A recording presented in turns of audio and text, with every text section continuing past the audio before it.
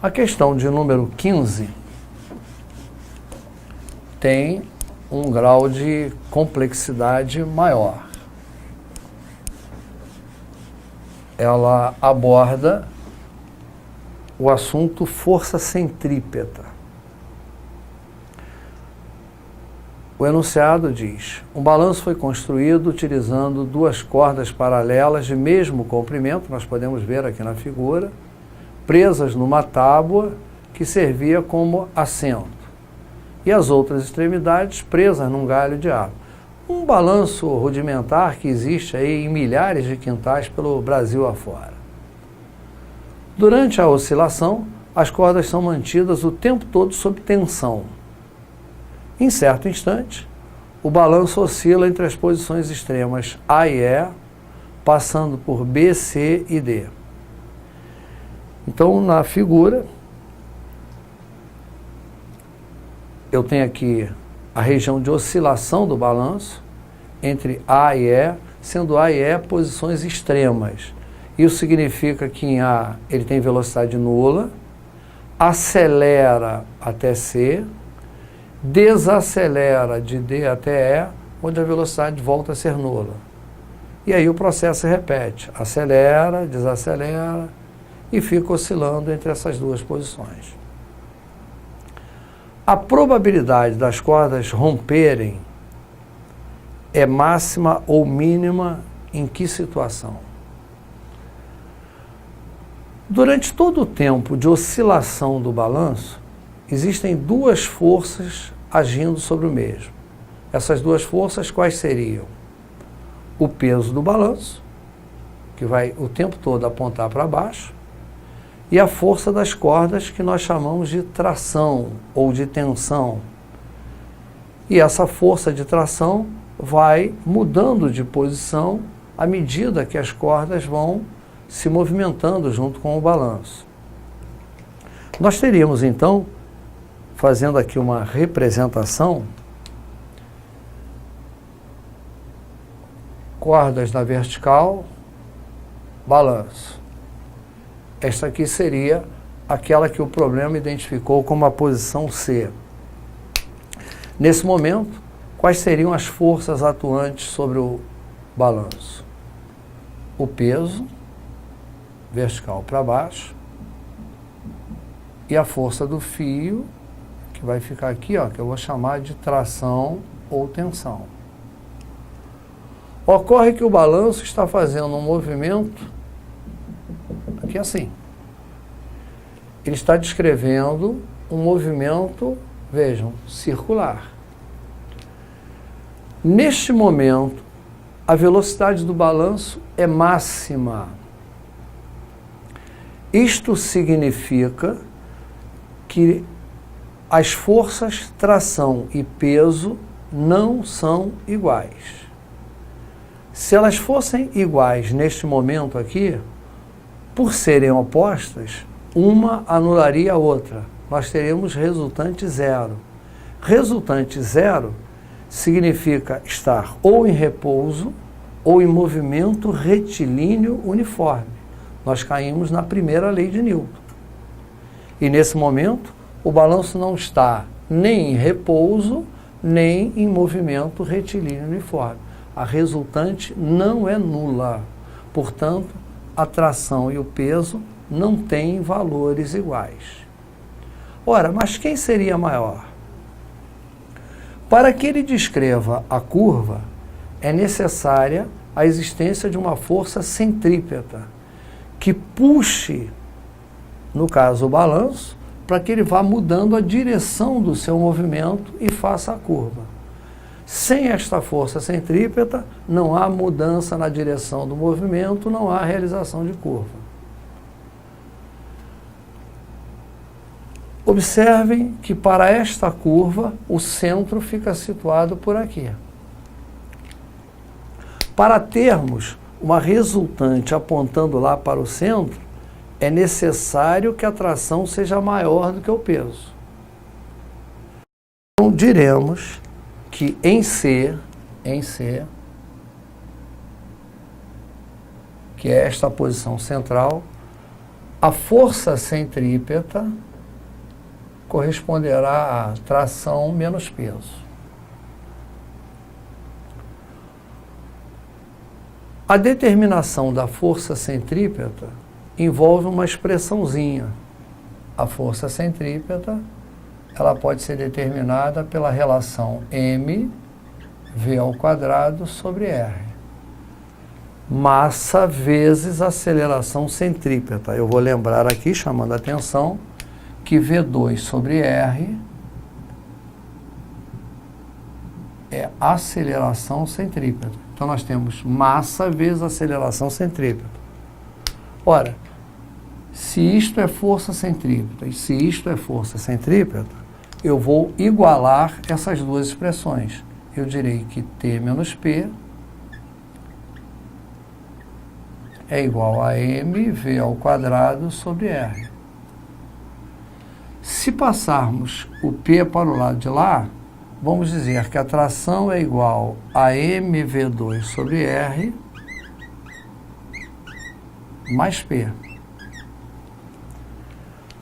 Tração é justamente a força que mantém a corda esticada.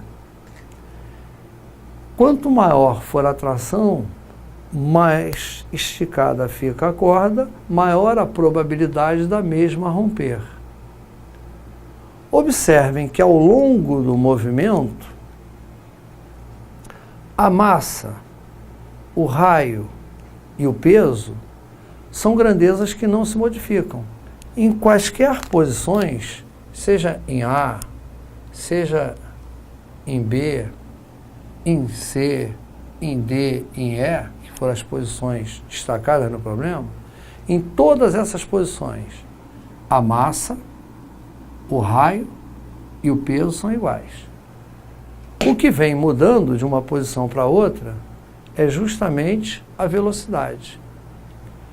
Em A e em E, nós temos velocidade mínima, ela vale 0 nessas duas posições.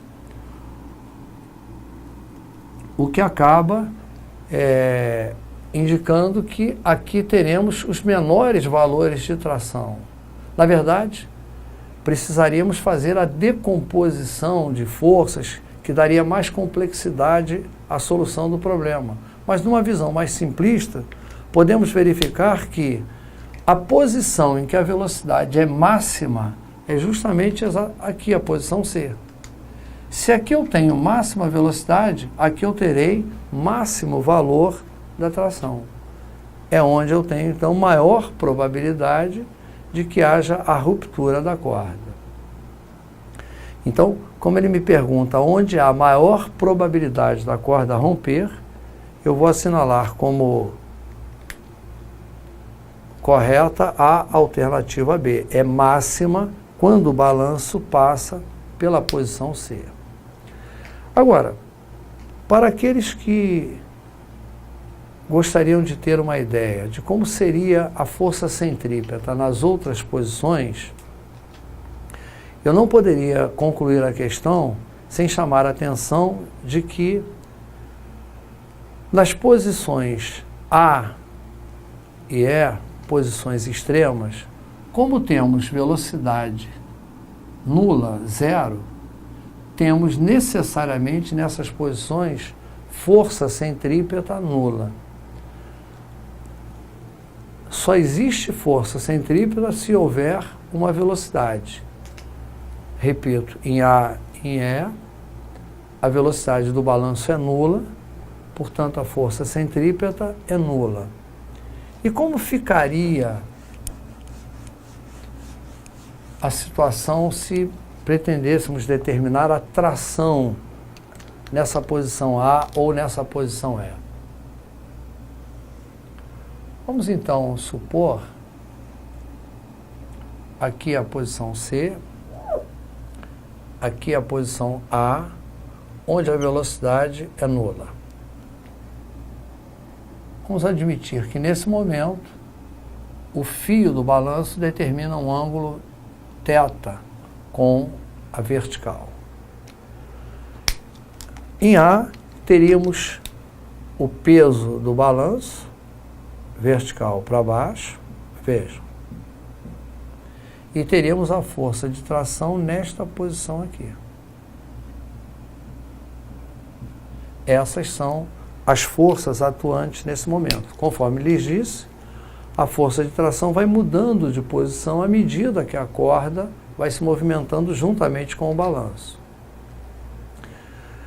Neste momento aqui, seria bastante interessante fazermos a decomposição da força-peso. Decomposição é um processo no qual eu vou transformar aquela força em duas. Então, eu vou projetar a força-peso para cá e vou projetar a força-peso para cá. Observem que eu faço a projeção de forma que as componentes sejam perpendiculares entre si. Uma das componentes do peso seria esta aqui, que eu posso chamar, por exemplo, de PY, e a outra seria esta aqui, que eu chamo de PX. Portanto, é como se a força-peso deixasse de existir para nós no presente problema. Ela foi trocada por essas duas componentes. Inclusive, essas componentes nos ajudam a enxergar que PX é quem efetivamente puxa o balanço de volta para que a velocidade deixe de ser zero. Esta componente PX, se tivéssemos marcado aqui a trajetória do balanço, veríamos que ela fica tangenciando a trajetória. Ela faz o papel de força tangencial, cujo efeito é aumentar a velocidade do balanço até C. E PY, juntamente com a tração, encontram-se, observem, na direção do centro da trajetória. A trajetória é esta curva e aqui nós temos o centro da curva. Portanto, a resultante centrípeta deveria estar aqui. Digo deveria, porque como nesse momento a velocidade é zero, a força centrípeta neste momento é zero. E para que a resultante centrípeta seja nula, teremos que tração e PY serão iguais. Escrevendo aqui ao lado,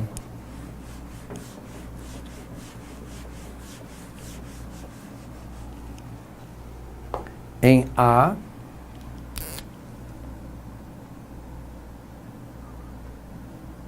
a força de tração na corda é igual à componente que chamamos de PY. Se são iguais e opostas, a soma é zero, não há resultante na direção do centro. Como o ângulo lá é θ, observem que aquele ângulo lá é exatamente o mesmo que aparece aqui, ó, θ. Esta reta e esta reta são paralelas. Eu tenho esta reta e esta reta paralelas, cortadas por uma transversal. Este ângulo lá é o mesmo ângulo aqui. Eles são correspondentes. Muito bem. A componente PY, ela seria determinada pela relação P cosseno do ângulo θ. Na expressão anterior, em relação ao ponto C, tínhamos chegado que T era igual a mv2 sobre R mais P. Este era o valor da tração em C, este é o valor da tração em A. Observem que em A, a tração tem valor igual a uma das componentes do peso. Ela é, portanto, menor do que o peso. Em C, a tração corresponde ao valor do peso acrescido de mais esta parcela aqui. indiscutivelmente o valor da tração em C é muito maior do que o valor em A. Reforçando o que respondemos ainda agora, dizendo que em C eu tenho maior probabilidade de ruptura do balanço. Ao contrário, em A eu tenho menor probabilidade de ruptura da corda que sustenta o balanço. Vamos voltar lá ao enunciado para ver se existe. É mínima quando o balanço passa por C? Não, em C ela é máxima. Ela seria mínima em A, não existe essa alternativa. Portanto, a letra B de bola, né, é a resposta adequada para a nossa questão.